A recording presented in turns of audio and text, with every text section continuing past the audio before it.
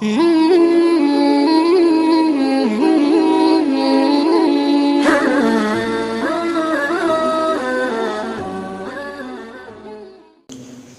أن لا إله إلا الله وأشهد أن محمدًا عبده ورسوله.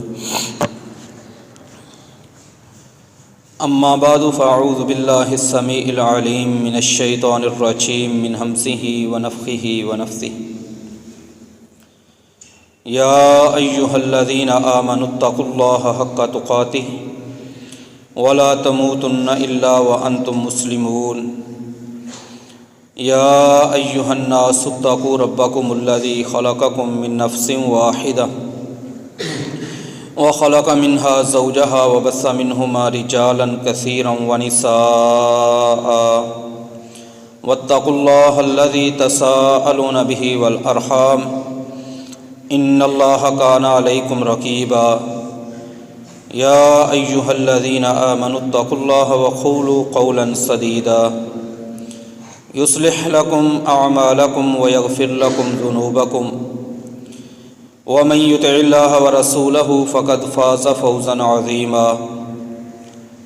أما بعد فإن خير الحديث كتاب الله وخير الهدى هدى محمد صلى الله عليه وسلم وشر الأمور محدثاتها وكل محدثة بدعة وكل بدعة ضلالة وكل ضلالة في النار. اما بعد فاعوذ باللہ من الشیطان الرجیم. یا ایہا الذین آمنوا اطیعوا اللہ واطیعوا الرسول واولی الامر منکم فإن تنازعتم فی شیء فردوه الی اللہ والرسول ان کنتم تؤمنون باللہ والیوم الآخر ذلک خیر واحسن تاویلا. حمد و ثنا بزرگی کبریائی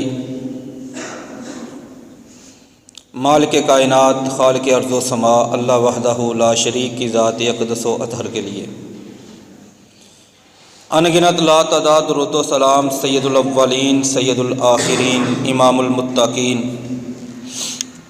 محمد رسول اللہ صلی اللہ علیہ وآلہ وسلم کی ذات مبارکہ مطہرہ پر. عزیز سامعین کرام، پچھلے ہم نے کچھ جمعات سے ایک موضوع سنا تھا کہ نبی صلی اللہ علیہ وسلم کی پسند، اور پھر ہمارا اس پسند کے ساتھ تعلق کیسا ہے. اگر پیچھے کو دیکھ لیا جائے تو ایک چیز اس میں سے بڑی ہی واضح طور پر ہمیں نظر آتی ہے.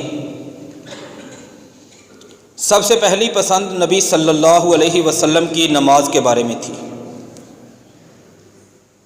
اور اس میں دو چیزیں تھیں. ایک تو آپ کو نماز پسند تھی، اور دوسرا نماز کو اس کے وقت پہ ادا کرنا یہ آپ علیہ الصلاۃ والسلام کی پسند تھی. اس سے شروع ہو کر اس مضمون، اس موضوع، اس عنوان کا آخری پوائنٹ اور نقطہ وہ آپ علیہ الصلاۃ والسلام پر درود پڑھنا جو ہم نے سنا یہ تھا. شروع سے لے کر آخر تک ہر مضمون کے اندر آپ نے سنا بھی اور سمجھا بھی، ہم سب نے اس کو سنا کہ امت مسلمہ کا آپس میں اختلاف ہے. نماز کے وقت سے شروع ہو کر آپ کا مشاہدہ، آپ کے کانوں کی سماعت اس بات پر گواہی دے گی. کسی مسجد کے لاؤڈ سپیکر ہمیں 12:40 پہ، 12:45 بجے، 12:30 بجے ظہر کی اذان سناتے ہیں، تو کسی مسجد کے 1:30 بجے، 1:45 بجے ظہر کی اذانیں سنا رہے ہوتے ہیں. کسی مسجد سے نماز کی صدا ندا، نماز عصر کی، وہ 3:30 پونے 4 بجے آنا شروع ہو جاتی ہے، اور کسی مسجد سے 4:30 4:45 کے قریب نماز عصر ادا کرنے کی منادی ہوتی ہے۔ یہ پہلا تھا اور آخری تک ہم نے اس کو ہر مضمون میں ایک چیز کو ٹچ بھی کیا، اسے سنا بھی، سمجھا بھی۔ آخری بات جو ہم نے درود کی سنی، نفس مسئلہ درود کا، اس میں بھی اختلاف کہ پڑھنا کون سا ہے۔ درود پڑھنے کی جو جگہ، مواضع، مقامات ہیں کہ کہاں کہاں پہ پڑھنا ہے، اس میں بھی اختلاف۔ کوئی اذان سے پہلے درود پڑھنے کا قائل، کوئی اذان کے بعد درود پڑھنے کا قائل ہے۔ یہ سارے اختلافات ہم نے سنے، حدیث کی روشنی میں ان میں حل بھی کیا۔ ان ساری چیزوں پر ایک سرسری نظر ڈالتے ہیں کہ امت مسلمہ میں اختلاف کیوں ہوتا ہے،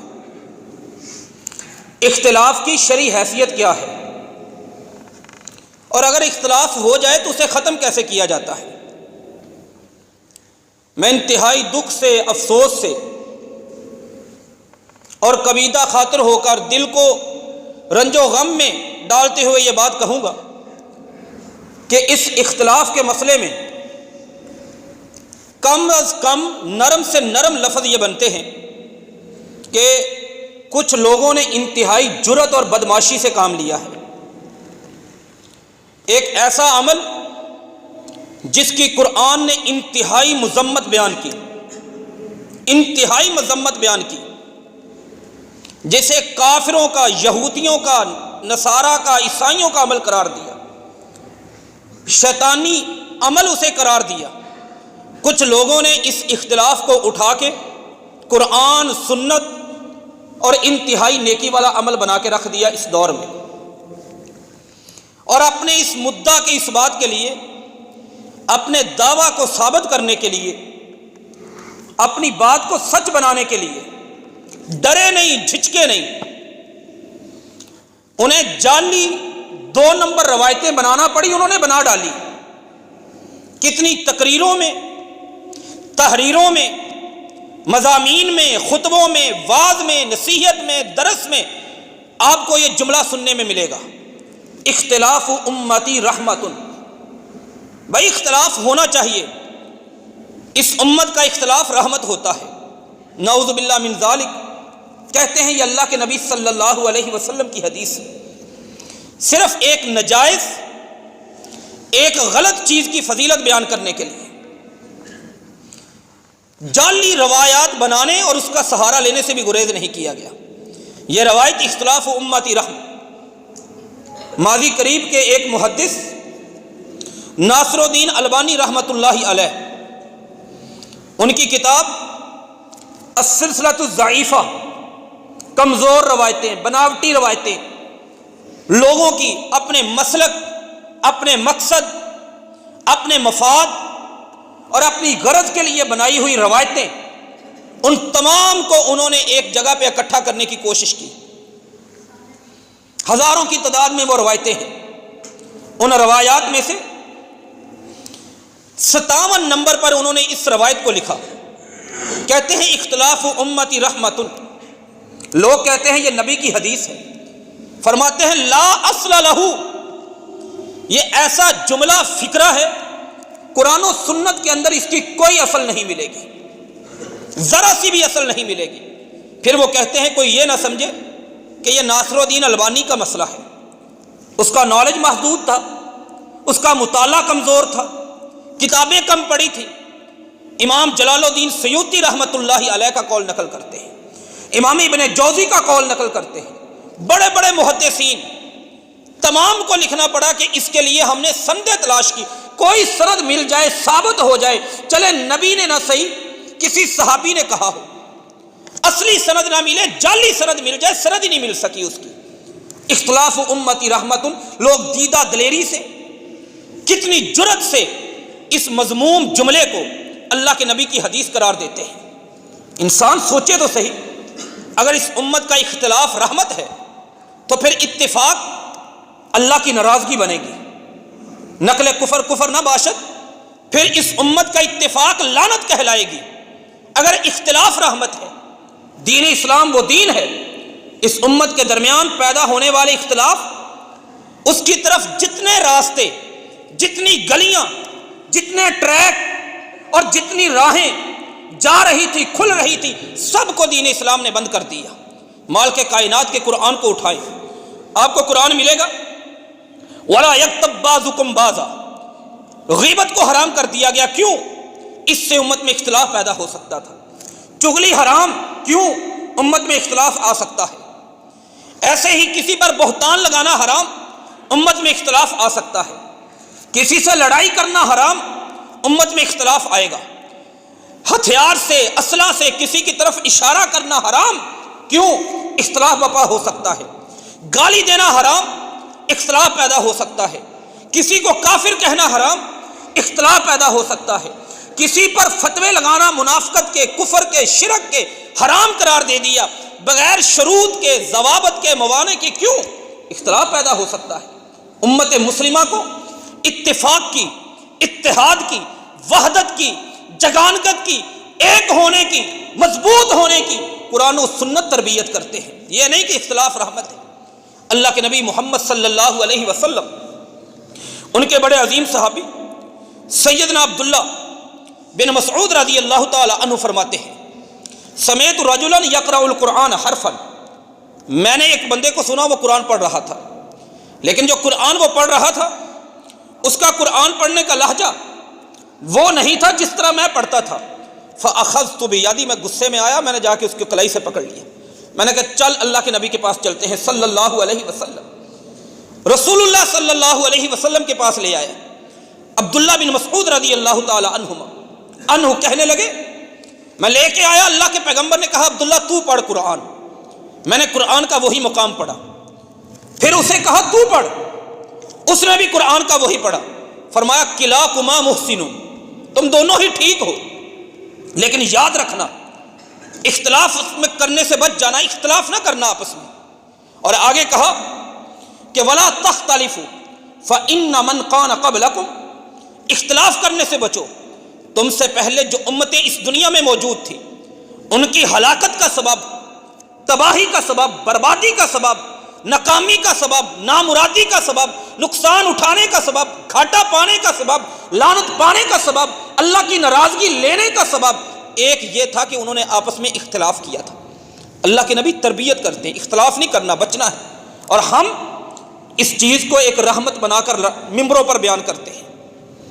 صرف جب اختلاف ہوتا ہے اس میں ہمیں بلایا جائے، ہم سے فتویٰ لیا جائے، ہمارا ایک امت کو تقسیم کرنے میں کردار بنے، یہ مذموم مقاصد اگر کسی کے نہ بھی ہوں تو اختلاف کے اوپر جب انسان اپنے آپ کو برقرار رکھتا ہے نتیجہ یہی نکلتا ہے۔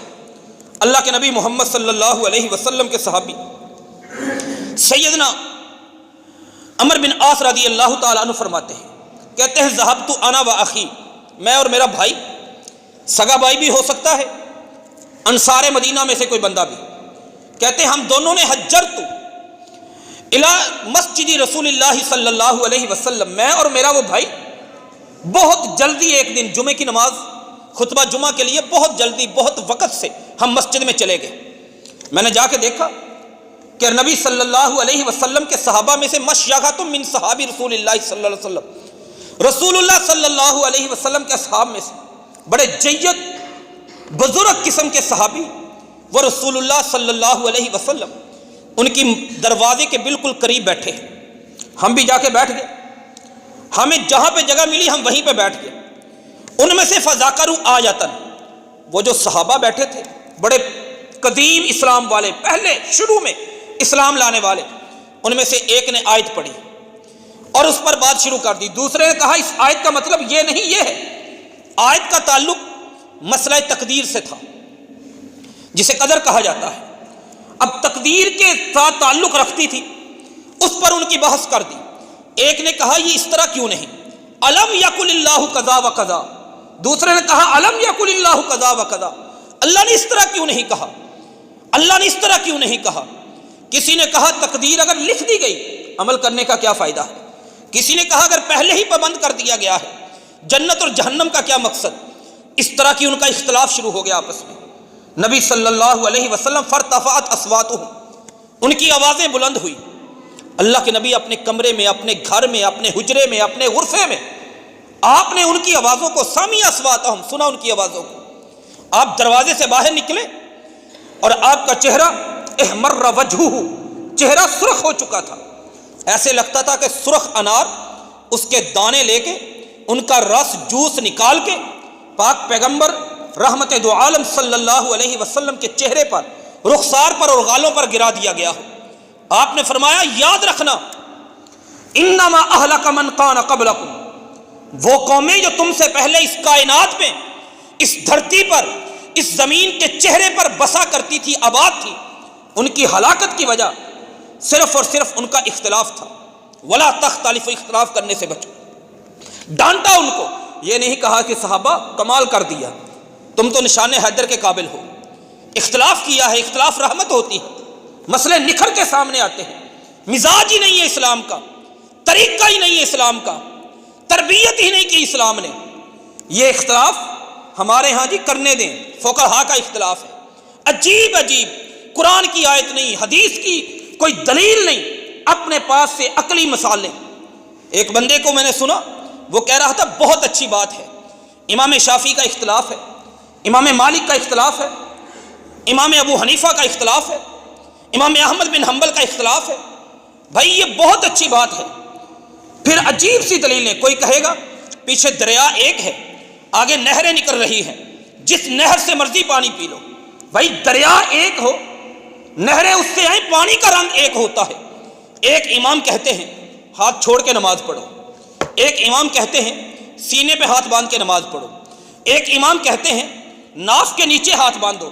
امام شافعی کے ہاں ناف سے اوپر ہاتھ باندھو، امام احمد بن حنبل سینے پہ ہاتھ باندھو، امام مالک ہاتھ چھوڑ کے نماز پڑھو. یہ نہریں، ایک دریا کا پانی تمام نہروں کا، عمل کریں کہ کس نہر سے پئیں گے. یہ رحمت نہیں، یہ بہت بڑا مسئلہ ہے. جب اختلاف ہو جائے تو پھر کرنا کیا چاہیے، یہ اگلی بات ہے. لیکن ہمیں یہ سمجھ لینا چاہیے یہ ہماری عقل کی دلیلیں ہیں، قرآن و سنت کی ہم تردید نہیں کر سکتے ان کے ساتھ. کہتے ہیں جی سمندر ہے، ایک جاتا ہے چھلانگ لگاتا ہے وہ موتی نکال لاتا ہے، ایک جاتا ہے چھلانگ لگاتا ہے وہ کوئی اور مچھلی پکڑ لاتا ہے، ایک جاتا ہے وہ کچھ اور پکڑ لاتا ہے.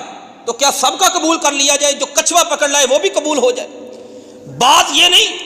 اختلاف ہو سکتا ہے، یہاں پہ انسان ہے، انسان کو رب نے عقل دی ہے، انسان کو رب نے بولنے والا بنایا ہے، انسان کو رب نے سوچنے والا بنایا ہے. اختلاف ہوگا، سوال یہ ہے کہ اختلاف ختم کیا جاتا ہے، کیسے ختم کرنا چاہیے، یہ سوال ہے آج کا. ہم اس سوال کا جواب اللہ کے قرآن سے، پاک پیغمبر محمد عربی صلی اللہ علیہ وسلم ان کی حدیث سے سمجھیں گے. یہ مزاج، یہ سوچ، یہ طریقہ، یہ نظریہ، یہ ضابطہ غلط، باطل ہے کہ اختلاف کرنا چاہیے. اختلاف رحمت ہوتی ہے. اختلاف اگر رحمت ہے تو پھر اتفاق کو نعوذ باللہ من ذالک لعنت کہنا پڑے گا، زحمت کہنا پڑے گا. اختلاف میں رب کی رضا مانتا ہے جو بندہ، اسے ماننا چاہیے کہ پھر اتفاق میں رب کی ناراضگی ہے. قرآن کو دیکھیں، قرآن نے یہ اختلاف جسے آج ہم رحمت بنانے پہ تلے بیٹھے ہیں، ہمارے علماء کرام تلے بیٹھے ہیں، ہمارے یہ کالم لکھنے والے، تقریریں تحریریں کرنے والے جو کہتے ہیں اختلاف رحمت ہے، انہیں سوچنا چاہیے اگر یہ اختلاف رحمت ہے تو یہ رحمت ساری کی ساری اللہ نے کافروں پر کی، مسلمانوں پہ کی نہیں. قرآن اٹھا کے دیکھیں، سورۃ البقرہ آیت نمبر 176، اللہ فرماتے ہیں وَإِنَّ الَّذِينَ اخْتَلَفُوا فِي الْكِتَابِ لَفِي شِقَاقٍ بَعِيدٍ، جنہوں نے اختلاف کیا، سورۃ البقرہ پارہ نمبر 2 آیت نمبر 176، کہا جنہوں نے اختلاف کیا یہ بہت بڑی دین کی مخالفت کے اندر مبتلا ہو گئے، یہ ہدایت پر نہیں ہے، رحمت والے نہیں ہیں. اسی طرح اللہ نے سورہ یونس پارہ نمبر 11 آیت نمبر 17 میں فرمایا اختلاف کرنے کے بارے میں، اختلاف کرنے والوں کے بارے میں، لَقُضِيَ بَيْنَهُمْ، اللہ فرماتے ہیں قیامت والے دن ان اختلاف کرنے والوں کے بارے میں اللہ فیصلہ کریں گے، فیصلہ کریں گے. یہ کوئی رحمت کا، جنت دینے کے فیصلے نہیں. سیاق پیچھے آیت کے پچھلے الفاظ بتاتے ہیں کہ رب ان پر ناراض ہے. اللہ نے سورہ ہود میں فرمایا آیت نمبر 118 میں وَلَا يَزَالُونَ مُخْتَلِفِينَ، یہ کافر جب تک زندہ رہیں گے یہ مخالفت کرتے رہیں گے. اختلاف کرتے رہیں گے، یہ کافروں کا شیوا ہے، یہ کافروں کا طریقہ ہے، یہ کافروں کا کردار ہے، یہ کافروں کا ضابطہ ہے، یہ کافروں کا نظریہ ہے، یہ کافروں کی عادت ہے، یہ کافروں کا معمول ہے، یہ کافروں کا دستور ہے، اہل اسلام کا نہیں، مسلمانوں کا نہیں۔ اللہ فرماتے ہیں انہی کو بیان کرتے ہوئے سورہ مریم میں آیت نمبر 37 میں فرمایا فاختلف الاحزاب من بینہم فویل للذین کفروا، فرمایا بربادی ہے ان لوگوں کے من مشہد یوم عظیم، قیامت والا عظیم دن، اس کی حاضری میں اللہ ان کے درمیان فیصلہ کریں گے، ان کو بتائیں گے کہ اختلاف کیسے کیا جاتا ہے۔ سورہ زاریات میں فرمایا آیت نمبر 7 میں انکم لفی قول مختلف، او کافرو تم ساری زندگی اختلاف میں مبتلا رہو گے۔ یہ کافروں کا طریقہ ہے، یہ کافروں کا شیوا ہے، مسلمانوں کا نہیں۔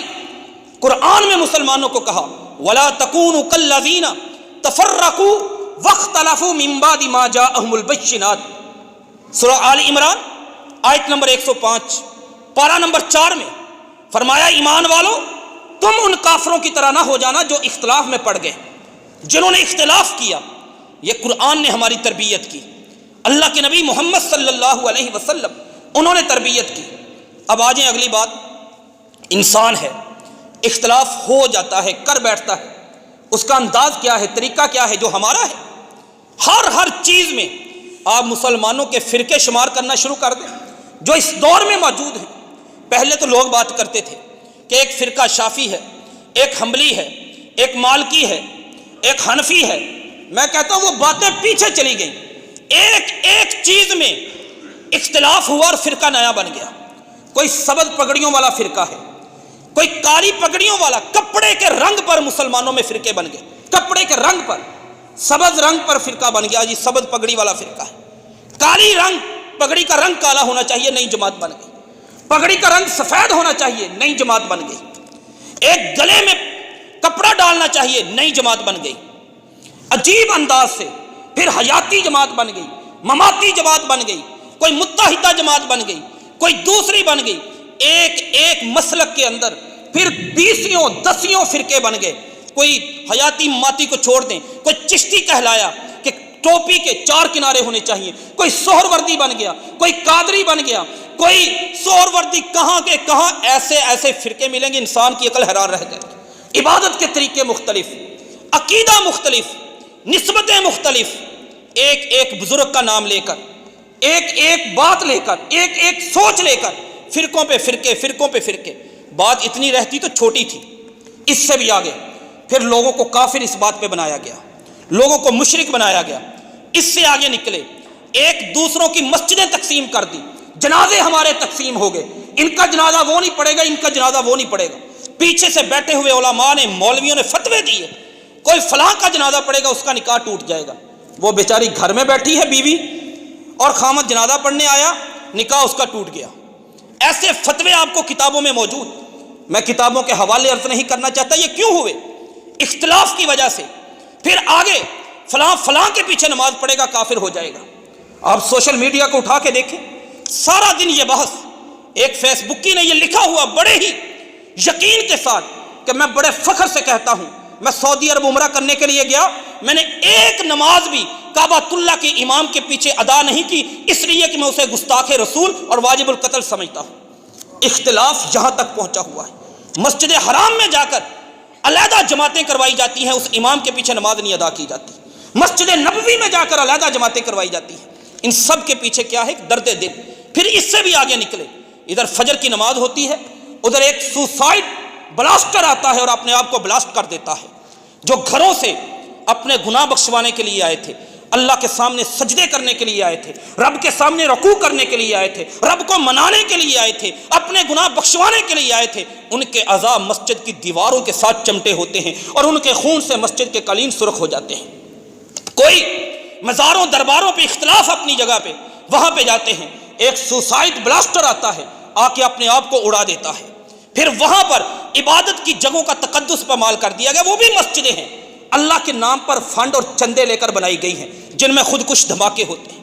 اپنے پاکستان کو تو دیکھیے، پچھلے 10 دنوں میں دنیا کا کوئی ملک نہیں ملے گا، کوئی ملک جس میں پچھلے 10 دنوں کی جو ایوریج جو شرح جو پرسنٹیج ہمارے ملک میں دھماکوں کی ہے، بلاسٹ کی ہے، وہ دنیا کی کسی اور ملک میں ملے اتنے کم دنوں میں۔ یہ سارے کے سارے ممبروں سے نکلا ہے اختلاف، لوگوں کے اندر آگ بھری گئی، لوگوں کے اندر جنون بھرا گیا، لوگوں کے اندر یہ تنافر، نفرت، منافرت بھری گئی۔ اختلاف صحابہ کے دور میں بھی ہوا، لیکن انداز یہ نہیں تھا۔ ان کا انداز کیا تھا؟ اللہ کے نبی محمد صلی اللہ علیہ وسلم، سب سے پہلی ہم عمر بن خطاب رضی اللہ تعالیٰ عنہ کی ذات سے بات شروع کرتے ہیں۔ صحیح مسلم میں 818 نمبر حدیث، عمر بن خطاب رضی اللہ تعالیٰ عنہ ایک جگہ پہ کہتے ہیں میں بیٹھا تھا، میں نے دیکھا ایک بندہ نماز پڑھ رہا تھا، وہ نماز کے اندر یقرأ سورۃ الفرقان، سورۃ فرقان کو تلاوت کرتا ہے۔ میں نے بڑے غور سے اس کی سورۃ فرقان کو سنا، کان لگا کر میں نے قرأت اس کی قرأت کو سنا، اور مجھے اتنا غصہ آیا کہ مجھے بھی سورۃ فرقان یاد ہے، اور مجھے پڑھانے والے میرے قاری، میرے حافظ، میرے معلم، میرے مدرس، میرے مربی، میرے مزکی وہ پیغمبر محمد مصطفیٰ صلی اللہ علیہ وسلم، اور یہ بھی سورۃ فرقان پڑھ رہا ہے۔ میں اور طرح پڑھتا ہوں، یہ اور طرح پڑھتے ہیں۔ طبیعت سخت تھی، غصے میں تھے، جذباتی تھے، انتہائی غصے میں وہ جلد آ جایا کرتے تھے۔ کہتے ہیں میں نے پکا ارادہ کیا کہ اللہ آ چل، میں جلدی نہیں کروں، میں پہلے ارادہ کر لیا، پھر میں نے سوچا کہ اللہ آ چل میں جلدی نہیں کروں گا، پھر بھی میں نے اپنے اوپر شدید ضبط کنٹرول کیا، لیکن اتنا نہ کر سکا۔ جو ہی اس نے سلام پھیرا، فلببتہ بردائہ، میری چادر تھی، میں نے چادر اس کی گردن میں ڈالی اور اسے پکڑا، کھینچ کر اللہ کے نبی صلی اللہ علیہ وسلم کے پاس لے آئے۔ اختلاف اس دور میں بھی ہوا، یہاں پہ انسان ہے وہاں پہ اختلاف ہو جاتا ہے، لیکن اختلاف ختم کرنے کا مطلب یہ نہیں ہم اپنے علاوہ سب کو کافر بنا دیں، اپنے علاوہ سب کو مشرک بنا دیں، ایک دوسروں کی مسجدوں کا، عبادت گاہوں کا تقدس بھول جائیں، لوگوں کو خون میں نہلا دیں، لوگوں کو دھماکوں سے اڑانا شروع کر دیں۔ یہ مقصد نہیں اختلاف کا۔ اختلاف ہوا، وہاں پر بھی بیٹھ کر بات کر سکتے تھے کہ بتا یہ تو نے کیسے پڑھے، تو نہیں جانتا میں عمر ہوں، تو نہیں جانتا میں تجھ سے پہلے اسلام لے کے آیا ہوں، تجھے نہیں پتا میرے بارے میں کیسی کیسی چیزیں ہیں، مجھے اللہ کے نبی نے جنت کی بشارت دی، مجھے یہ دیکھ کر شیطان گلیاں بدل لیتا ہے، تجھے نہیں پتا میرے بارے میں اللہ کے نبی کو خواب آتے ہیں۔ کوئی بات نہیں کی، ہماری تو باتیں یہاں سے شروع ہوتی ہیں، میرا امام فلاں ہے، میرا امام فلاں ہے، میرا مسلک فلاں ہے، میرا عقیدہ فلاں ہے، اپنے علاوہ سب کو باطل کرنے پہ تل جاتے ہیں۔ یہ طریقہ نہیں۔ اختلاف ہوا، انداز کیا ہے؟ اس کو پکڑا، غصہ تھا، انداز پکڑنے کا سخت ہو گیا، لیکن اختلاف مٹانے کا رنگ کیا ہے؟ سیدھے اللہ کے رسول کے پاس صلی اللہ علیہ وسلم۔ آقا ایک ہمارا مسئلہ سن لیجیے، آپ نے سورۃ فرقان مجھے یاد کروائی ہے، میں نے آپ سے یاد کی، میں پڑھتا ہوں، یہ بندہ ھذا یقرأ سورۃ الفرقان، اس نے بھی سورۃ فرقان یہ بھی پڑھتا ہے، لیکن اس کا سورۃ فرقان پڑھنا، میرا سورۃ فرقان پڑھنا، دونوں میں بڑا فرق ہے۔ جیسے میں پڑھتا ہوں غیر اقرانیھا، یہ اس طرح نہیں پڑھتا، کسی اور طرح پڑھتا ہے۔ اللہ کے نبی صلی اللہ علیہ وسلم نے کہا ارسلو، عمر تو اس کو چھوڑ دے۔ عمر نے چھوڑ دیا، کہا سائڈ پہ ہو کے بیٹھ، علیحدہ کر کے بٹھا دیا، کہا پڑھ کے سنا۔ عمر رضی اللہ تعالیٰ نے سورۃ فرقان پڑھ کے سنائی، کہا اس کو چھوڑ دے، یا ہشام اقرا، اے ہشام تو پڑھ کے سنا۔ ہشام تھا اس بندے کا نام رضی اللہ تعالیٰ عنہ، ہشام نے پڑھ کے سنائی۔ آپ نے فرمایا تم دونوں درست ہو، یہ قرآن لقد انزل علی سبع احرف، 7 قراتوں میں مجھ پر نازل ہوا ہے۔ 7 قراتوں کا مطلب کیا ہے؟ عرب میں جو قبیلے بستے تھے ان کی قراتیں تھیں، جیسے ہمارے پنجابی کا لہجہ بدل جاتا ہے، اردو میں لہجے میں چینجنگ، کراچی کی اردو اور لاہور کی اردو اور سیالکوٹ کی اردو اور، ایسے ہی ہمارا پنجابی کا لہجہ، سیالکوٹ کی پنجابی اور لاہور کی اور، ادھر چڑھے جائیں اکاڑا پاکپتن پنجابی اور۔ لہجوں کا فرق، مفہوم کا فرق نہیں، مدلول کا فرق نہیں، منطوق کا فرق نہیں، معنی کا فرق نہیں، مطلب کا فرق نہیں، احکام کا فرق نہیں، صرف چند چیزوں کا فرق تھا۔ فرمایا دونوں ہی درست، دونوں ہی ٹھیک ہے۔ عمر بن خطاب رضی اللہ تعالیٰ نے کوئی بات نہیں کی۔ وہاں صحیح مسلم حدیث نمبر 818، یہ طریقہ ہے اختلاف ختم کرنے کا کہ فوراً اللہ نے قرآن میں کہا فَإِن تَنَازَعْتُمْ فِي شَيْءٍ فَرُدُّوهُ إِلَى اللَّهِ وَالرَّسُولِ، اگر ایک جھگڑا ہو جائے، لڑائی ہو جائے، اختلاف ہو جائے، مسئلے پہ آ کر بحث ہو جائے، اس کا طریقہ یہ نہیں کہ ایک دوسرے پہ فتوے لگاؤ، اس کا طریقہ ہے فَرُدُّوهُ إِلَى اللَّهِ، اللہ کے قرآن سے رہنمائی لو، والرسول، اللہ کے رسول سے رہنمائی لو۔ دوسری مثال، ایک وفد آیا بنو تمیم کا، نبی صلی اللہ علیہ وسلم کے پاس آ کے بیٹھ گئے، کہنے لگے کہ آپ ہمارے اوپر ایک امیر بنا دیں۔ صحیح بخاری کتاب التفسیر باب التفسیر سورۃ الحجرات، اس چیپٹر میں یہ حدیث صحیح بخاری میں نبی صلی اللہ علیہ وسلم وہاں پہ بیٹھے تھے، ابو بکر صدیق رضی اللہ تعالیٰ عنہ، عمر بن خطاب، دونوں بزرگ اسلام کی اعلیٰ ترین ہستیاں رسول اللہ کے بعد صلی اللہ علیہ وسلم، ان میں اختلاف ہو گیا۔ ابو بکر صدیق رضی اللہ تعالیٰ عنہ کہتے ہیں امیر القعقاع، اللہ کے نبی صلی اللہ علیہ وسلم، یہ قعقاع بن معبد بن زرارہ یہ سردار ہے، سمجھدار بندہ ہے، آپ ان کو امیر بنا دیں، بنو تمیم کا۔ عمر بن خطاب کہنے لگے نہیں، ان کو امارت نہیں دینی چاہیے، یہ امارت کے قابل نہیں، بل امیر اقرع ابن حابس، اللہ کے نبی صلی اللہ علیہ وسلم اقرع بن حابس تمیمی کو ان کا سردار بنائے۔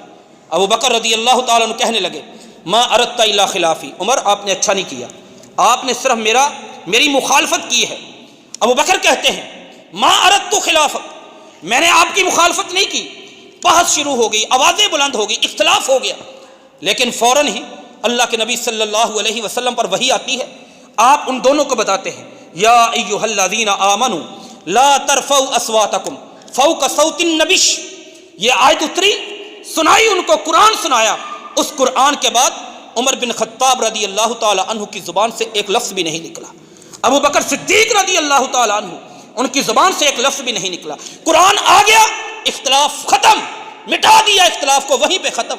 اور اس کے بعد عمر اس قرآن کی آیت کی وجہ سے جب بات کرتے لا یسمعہ، کسی کو ان کی زبان سے نکلنے والی بات سنائی نہیں دیتی تھی، حتی یستفہمہ، جب تک وہ ان سے پوچھتا نہ عمر بتاؤ تو صحیح کیا کہا ہے۔ نبی صلی اللہ علیہ وسلم کی موجودگی میں یہ ہے اختلاف ختم کرنے کا طریقہ۔ اس سے اگلی مثال صحیح بخاری حدیث نمبر 4119، رسول اللہ صلی اللہ علیہ وسلم خیبر کی جنگ لڑ کے آئے، خندق کی جنگ، خیبر کی جنگ لڑی، آپ واپس آئے خیبر کی جنگ سے، آپ نے آ کے اپنے ہتھیار، اپنا اسلحہ، اپنا سامان اتارا، جبریل آ گئے، کہا اللہ کے نبی صلی اللہ علیہ وسلم ہتھیار اتار دیے؟ کہا ہاں۔ فرمایا میں نے نہیں اتارے، ایک اور جگہ پہ لڑائی کے لیے چلے جائیں، بنو قریظہ سے جنگ کے لیے۔ انہوں نے مخالفت کی ہے آپ سے، انہوں نے آپ سے غداری کی ہے، بدعہدی کی ہے۔ نبی صلی اللہ علیہ وسلم باہر نکلے، صحابہ کو کہا لا یصلین احدکم، تم میں سے کوئی بھی بندہ، ابھی تم نے بنو قریظہ جانا ہے، کسی بھی بندے نے راستے میں نماز نہیں پڑھنی، فی دیار بنی قریظہ، بنو قریظہ کے محلے میں جا کر، بنو قریظہ کے قبیلے میں جا کر، بنو قریظہ کی بستی میں جا کر، بنو قریظہ کی آبادی میں جا کر اپنی نماز ادا کرنی ہے۔ صحابہ سارے کے سارے مدینہ سے نکلے، بنو قریظہ کی طرف روانہ ہو گئے، راستے میں عصر کی نماز کا ٹائم ہو گیا، صحابہ میں اختلاف ہو گیا، دو پارٹیاں بن گئی، ایک نے کہا ہم یہیں پہ نماز ادا کریں گے۔ اللہ کے نبی صلی اللہ علیہ وسلم کا حکم یہ نہیں تھا کہ وہاں پہ جا کے نماز پڑھو، مطلب تھا ان کا، اور مطلب یہ تھا، معنی یہ تھا، اشارت النص یہ تھی کہ جلدی چلے جاؤ، کوئی تاخیر نہ کرے۔ دوسرے نے کہا نہیں، اللہ کے رسول صلی اللہ علیہ وسلم انہوں نے کہا وہاں پہ پڑھنی، ہم وہاں پہ جا کے پڑھیں گے۔ نماز عشاء کے وقت وہاں پہ پہنچے، نماز عشاء کے وقت جا کر انہوں نے عصر پڑھی، پھر مغرب پڑھی، پھر عشاء کی نماز پڑھی، اتنا لمبا۔ اب دو گروپ صحابہ کے سینکڑوں کی تعداد میں صحابی ہیں، سینکڑوں کی تعداد میں، ایک دوسرے کو کافر نہیں بنایا، ایک دوسرے کو غلط نہیں کہا، ایک دوسرے پر گمراہی کے فتوے نہیں، جو سمجھ آئی کسی کو کر لیا، لیکن اپنے اختلاف کو حل کرنے کے لیے اللہ کے نبی کا انتظار کیا، رسول اللہ کا انتظار کیا صلی اللہ علیہ وسلم۔ آج ہمارا یہ رویہ کیوں نہیں؟ نماز کیسے پڑھنی، رفع الیدین کرنا ہے کہ نہیں؟ ایک نماز میں کرنا، سب میں کرنا ہے چھوڑ دینا ہے کیا نہیں؟ کیا ہم اللہ کے نبی کی حدیثوں کے پاس نہیں آ سکتے؟ ہم اپنے رسول کی زندگی سے رہنمائی نہیں لے سکتے؟ اور ہم نے اللہ معاف فرمائے اپنے نبی کی شریعت کو اتنا کمزور سمجھا ہوا ہے، 100 سال بعد وہ شریعت ناقص ہو گئی، اماموں نے آ کر اس شریعت کو اپ ڈیٹ کیا ہے تو وہ ماننے کے قابل ہو۔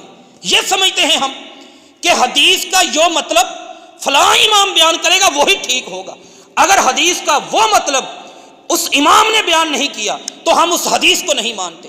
کیا نبی کی حدیث صرف 1 صدی کے لیے تھی؟ 1 صدی کے بعد آنے والے ائمہ اس حدیث کو اپ ڈیٹ کریں، اس کی شرح کریں، وضاحت کریں، صراحت کریں، مطلب لکھیں، معنی لکھیں، فتویٰ دیں تو ہم نبی کی حدیث کو مانیں گے، ورنہ نہیں۔ یہ کہاں کا انصاف ہے؟ یہ ہم نے اپنے نبی کے امتی ہونے کا کیا حق ادا کیا؟ تمام ائمہ رحمت اللہ علیہم اجمعین قابل احترام ہیں، ان کی گستاخی کرنے والا بندہ دین اسلام کی دی ہوئی رہنمائی کے اوپر نہیں، تعلیم کے اوپر نہیں۔ اس لیے کہ تمام ائمہ نے کہا نبی کی حدیث آ جائے ہماری بات چھوڑ دو، حدیث کو مان لو۔ امام شافعی نے کہا، امام ابو حنیفہ نے کہا رحمت اللہ علیہما، امام مالک نے کہا، امام احمد بن حنبل نے کہا، وہ کہہ کے چلے گئے اور ہم اختلاف پہ فرقے بنا کے بیٹھے۔ اگلی مثال ہم لے لیتے ہیں، رسول اللہ صلی اللہ علیہ وسلم، ان کے زمانے کی اگلی مثال کہ صحابہ میں اختلاف ہو گیا۔ اختلاف کس مسئلے پہ؟ اختلاف دیکھنے میں بات بڑی چھوٹی سی ہے، وضو تیمم کے مسئلے میں اختلاف ہو گیا دو صحابیوں کا، دونوں نے اپنے اپنے طریقہ پر نماز پڑھ لی، جا رہے تھے راستے میں پانی نہیں ملا، نماز کا وقت ہو گیا، تیمم کیا، تیمم کے بعد نماز پڑھی، پھر دوبارہ پانی مل گیا، ایک نے نماز پڑھ لی ایک نے نماز نہیں پڑھی، ایک دوسرے کو گمراہ نہیں بنایا، ایک دوسرے پر فتوے نہیں لگائے، کہا اللہ کے نبی صلی اللہ علیہ وسلم کے پاس جا کر بات پوچھی۔ وہاں سے آدمی سوچتا ہے اللہ کے نبی موجود ہیں، اس لیے تو اللہ کے نبی کے پاس آ جاتے تھے۔ اللہ کے نبی صلی اللہ علیہ وسلم کے بعد انسان کیا کرے؟ اسے کیا کرنا چاہیے؟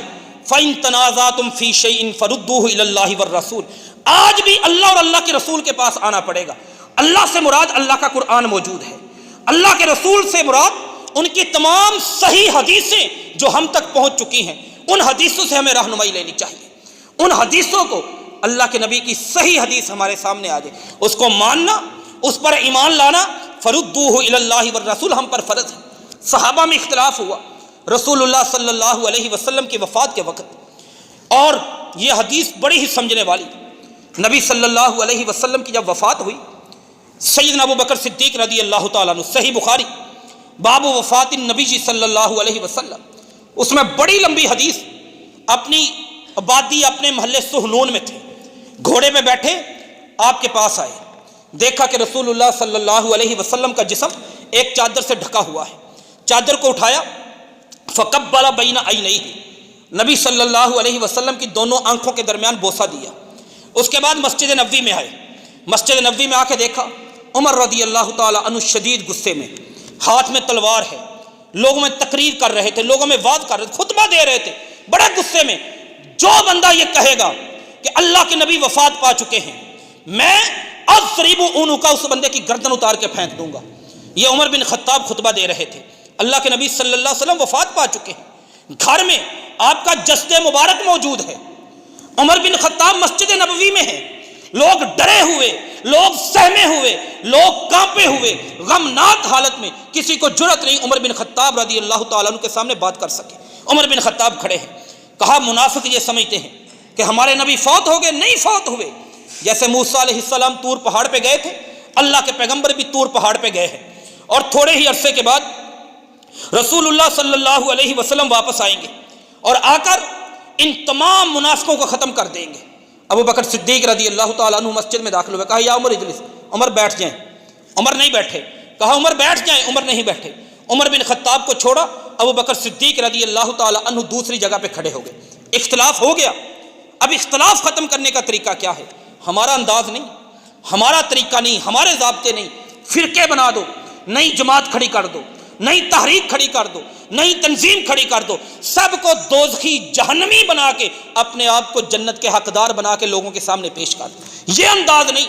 ابو بکر صدیق کھڑے ہوئے، کہا لوگوں سنو، من کان منکم یعبد محمدا فإن محمدا قد مات، تم میں سے جو محمد صلی اللہ علیہ وسلم کی عبادت کرتا تھا وہ سمجھ لے کہ اب محمد رسول اللہ صلی اللہ علیہ وسلم دنیا میں زندہ نہیں رہے، وہ وفات پا چکے ہیں۔ اور جو اللہ کی عبادت کرتا تھا وہ سن لے، ان اللہ حی لا یموت، اللہ زندہ ہے، لا یموت، اللہ کو کبھی موت نہیں آئے گی۔ صحیح بخاری کتاب التفسیر میں بھی یہ، صحیح مسلم میں، تمام حدیث کی کتابوں میں وفات النبی کے بعد میں یہ حدیث، اور اس کے بعد انہوں نے قرآن کی آیت پڑھی کہ وما محمد الا رسول قد خلت من قبلہ الرسل افإن مات او قتل انقلبتم علی اعقابکم، کہا کہ محمد صرف اور صرف اللہ کے رسول ہیں صلی اللہ علیہ وسلم، ان سے پہلے بھی اللہ کے رسول آئے، وہ دنیا چھوڑ کے چلے گئے۔ افإن مات، اگر یہ محمد فوت ہو جائیں، او قتل یا قتل کر دیے جائیں، انقلبتم علی اعقابکم، کیا تم اپنے دین کو چھوڑ دو گے؟ جب یہ قرآن پڑھا، اب اختلاف تھا، عمر بن خطاب رضی اللہ تعالی عنہ نے قرآن کی یہ آیت سنی، کہتے ہیں میں نے یہ آیت سنی تو میں ہل کے رہ گیا، میرا غصہ ختم، میرے جذبات ختم، میرے قدموں نے میرا بوجھ اٹھانے سے انکار کر دیا، فأہویت الی الارض، میں زمین پہ گر گیا۔ قرآن آیا، اختلاف ہوا، اللہ کے رسول کے بعد بھی ہوا صلی اللہ علیہ وسلم، لیکن فوراً پاک پیغمبر کے پر اترنے والی وحی، کتاب، کلام، قرآن، رب کا یہ نازل کیا ہوا یہ قرآن ہمیں دوسروں پر فتوے لگانے کے لیے نہیں دیا گیا، فرقہ بندی اس کی مضبوطی کے لیے نہیں دیا گیا، لوگوں کو کتاب و سنت کا پابند اور متبع بنانے کے لیے دیا گیا ہے۔ وہ فوراً گر گئے اور انہوں نے کہا کہ مجھے ایسا لگا کہ یہ آیت قرآن کی آج میں نے پہلی بار سنی ہے۔ تمام صحابہ نے بھی اس کو تسلیم کیا۔ آگے آ جائیں، تھوڑے ہی لمحوں کے بعد ایک اور اختلاف ہو گیا۔ بتانے والے نے بتایا، سیرت ابن ہشام جلد نمبر 2 صفحہ نمبر 663 کہ انصار کے لوگ انصار کے علاقے میں جمع ہیں، ثقیفہ بنی سعد میں۔ ثقیفہ کہتے ہیں عربی زبان میں ایک چھوٹی گلی جس کے اوپر چھت ہو، ڈیرا جسے پنجابی میں ڈیرا ڈاری کہا جاتا، ڈیرا داری ڈیرا تھا۔ ایک انصار کے بہت بڑے سردار، چودھری، وڈیرے، جاگیردار، باغوں کے مالک سعد بن عبادہ رضی اللہ تعالی عنہ کا، سعد بن عبادہ کے گھر، ان کے ڈیرے پر بہت زیادہ مسلمان جمع ہو چکے ہیں۔ تصور کریں، ملت اسلامیہ ہے، اس کی فرما روائی کا، ہمارے ہاں ایک چھوٹا سا پاکستان ہے، اس پاکستان کی ہماری وزارت عظمیٰ کے لیے ہمارے MNA MPA کا الیکشن ہوتا ہے، وہ ہماری کتنی گہما گہمی دنیا کا رنگ بدلا ہوتا ہے، کون ہمارا حکمران بننے والا ہے، کون اس ملک کے نظام حکومت چلائے گا، باغ ڈور کس کے ہاتھ میں آئے گی، انتظام و انصرام کس کے ہاتھ میں، قیادت سیادت کس کے ہاتھ میں، وزارت عمارت کس کے ہاتھ میں، کون ہے جو گورنمنٹ کو بیٹھ کر کرسی پہ بیٹھ کر ہیڈشپ سنبھال کر چیئرمین بن کر اس ملک کو وہ ہینڈل کرے گا۔ ہم کتنے بے چین اضطراب، ایسی ہی کیفیت اس دور میں بھی انسان تھے۔ وہ سب کے سب انصار کے لوگ سعد بن عبادہ کے ڈیرے پر اکٹھے ہو چکے تھے رضی اللہ تعالی عنہ۔ عمر بن خطاب کو پتہ چلا، سیرت ابن ہشام جلد نمبر 2 صفحہ نمبر 663، ابو بکر صدیق رضی اللہ تعالیٰ عنہ کو پتہ چلا حالات بڑے نازک، کوئی نیا مسئلہ نہ کھڑا ہو جائے، فوراً دونوں بزرگ وہاں سے نکلے مسجد نبوی سے۔ رسول اللہ صلی اللہ علیہ وسلم کی تکفین ہو چکی تھی، آپ وہاں سے نکلے، اس سعد بن عبادہ رضی اللہ تعالیٰ عنہ کے ڈیرے پہ چلے گئے۔ دیکھا انصار کا ایک جوشیلا خطیب کھڑا ہے، مقرر کھڑا ہے، خطیب کھڑا ہے، تقریر کر رہا ہے، لوگوں تم انصار ہو، تم نے اللہ کے نبی کی مدد کی، مہاجرین کی مدد کی، یہ مدینہ تمہارا ہے۔ اس طرح کے جذباتی ایموشنل فکرے، گفتگو، جملے اس کی زبان سے نکل رہے تھے، اور کہہ رہا تھا کہ سعد بن عبادہ رضی اللہ تعالی عنہ وہ آپ کے امیر ہوں گے، مسلمانوں کے امیر ہوں گے، تمام ملت اسلامیہ کے حکمران بنے گے۔ ابو بکر صدیق رضی اللہ تعالیٰ عنہ نے یہ بات سنی، وہ بندہ خاموش ہو کے بیٹھا۔ ابو بکر صدیق رضی اللہ تعالیٰ عنہ نکلے، انہوں نے کہا کہ انصار میں سے کوئی بندہ مسلمانوں کا امیر نہیں بنے گا، اختلاف ہو چکا ہے۔ وہ انصار، آپ اگر ایک گہری نظر سے سوچیں گے، انسان سمجھتا ہے کہ یہاں پہ انصار کو ڈی ویلیو، ڈی گریڈ کیا جا رہا ہے۔ انصار کون تھے؟ ایک ایک مہاجر پر انصار نے اپنے احسان، اپنی مدد، اپنی نصرت اور اپنے گھروں کے دروازے، اپنی بیویاں تک ان کے سامنے کھڑی کر دی، جسے چاہتے ہو پسند کر لو، میں طلاق دے دیتا ہوں آپ اسے۔ وہ انصار جو اللہ کے نبی کی حفاظت کرنے والے، جن کی تلواریں کافروں کے کافروں کو، دشمنوں کو، یہودیوں کو، نصارہ کو، اسلام کو مٹانے والوں کو اور ان کی گردنیں اتارنے کے لیے ہمیشہ ان کی تلواریں رسول اللہ صلی اللہ علیہ وسلم کے ساتھ، آپ کی تلوار کے ساتھ کھڑی رہیں۔ ان انصار کے اوپر مدینہ بھی ان کا، آبادیاں بھی ان کی، نصرت بھی ان کی، مدد بھی ان کی، مسجد نبوی ان کے علاقے میں، سب کچھ ان کے علاقے میں۔ عقل یہی کہتی ہے، سمجھ یہی کہتی ہے، اب ملت اسلامیہ کا حکمران مدینہ میں سے ہونا چاہیے۔ انصار کی قربانیاں ہیں، قربانیوں کا کچھ نہ کچھ انہیں پروٹوکول ملنا چاہیے، ان میں سے ایک امیر خلیفہ منتخب ہونا چاہیے۔ لیکن ابو بکر صدیق رضی اللہ تعالیٰ عنہ ایک حدیث بیان کرتے ہیں وہاں پہ کھڑے ہو کر، کہا الائمۃ من قریش، میرے نبی کی حدیث ہے کہ مسلمانوں کا خلیفہ قبیلہ قریش سے بنے گا۔ کسی نے نہیں کہا کہ تم باہر سے آئے ہو، کسی نے نہیں کہا تم کون ہوتے ہو خلیفہ بننے والے۔ انصار ہم ہیں، مسجد نبوی ہمارے مدینہ میں بنی ہے، نصرت ہم نے کی ہے، جنگیں ہم نے لڑی ہیں، سعد بن عبادہ ہمارا سردار ہے، تم قریشی ہو، تم وہاں سے آئے ہو۔ کسی نے یہ بات نہیں کہی۔ ہاں ایک بندے نے کہا کہ آپ کی بات درست ہے، ایک بندہ آپ میں سے، ایک بندہ ہم میں سے، ان رجلا منکم و ان رجلا منا، ایک بندہ ہم میں سے، ایک بندہ تم میں سے، دو بندوں کو ملاتے ہیں۔ ابو بکر صدیق رضی اللہ تعالی عنہ نے ابھی اپنی بات مکمل نہیں کی، لوگوں نے حدیث سن کر کھڑے ہو گئے۔ ابو بکر صدیق رضی اللہ تعالیٰ عنہ کو کہا آپ اپنا ہاتھ آگے کریں، سب نے بیعت کر لی۔ حکومت کا مسئلہ، سیادت کا مسئلہ، گورنمنٹ کا مسئلہ، انتظام و انصرام کا مسئلہ، ملک چلانے کا مسئلہ، لوگوں کو ڈیل کرنے کا مسئلہ اس کائنات میں سب سے بڑا مسئلہ سمجھا جاتا ہے۔ اختلاف اس پہ بھی ہوا، لیکن نبی کا فرمان لوگوں کے سامنے آیا، سب کے سب جھک گئے۔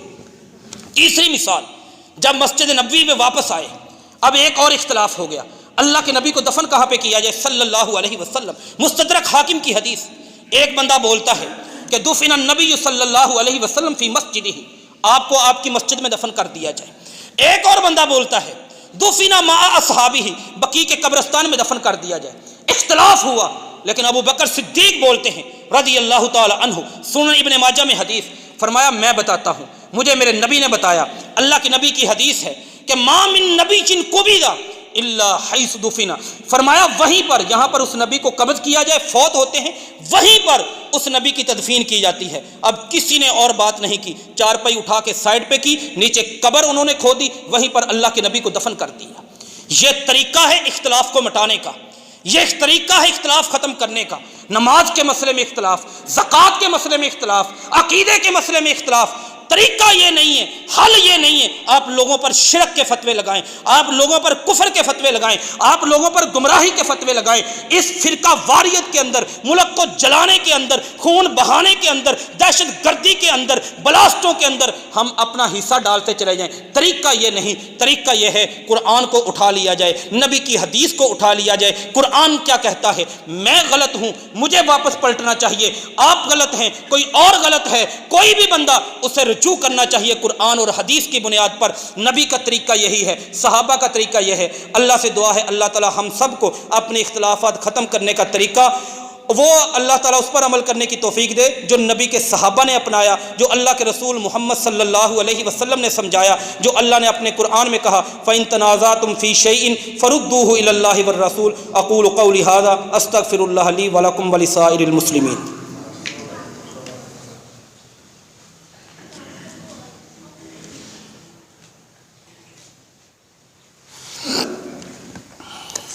ان الحمد للہ نحمده ونستعینه ونستغفره ونعوذ باللہ من شرور انفسنا ومن سیئات اعمالنا من یهده اللہ فلا مضل له ومن یضلل فلا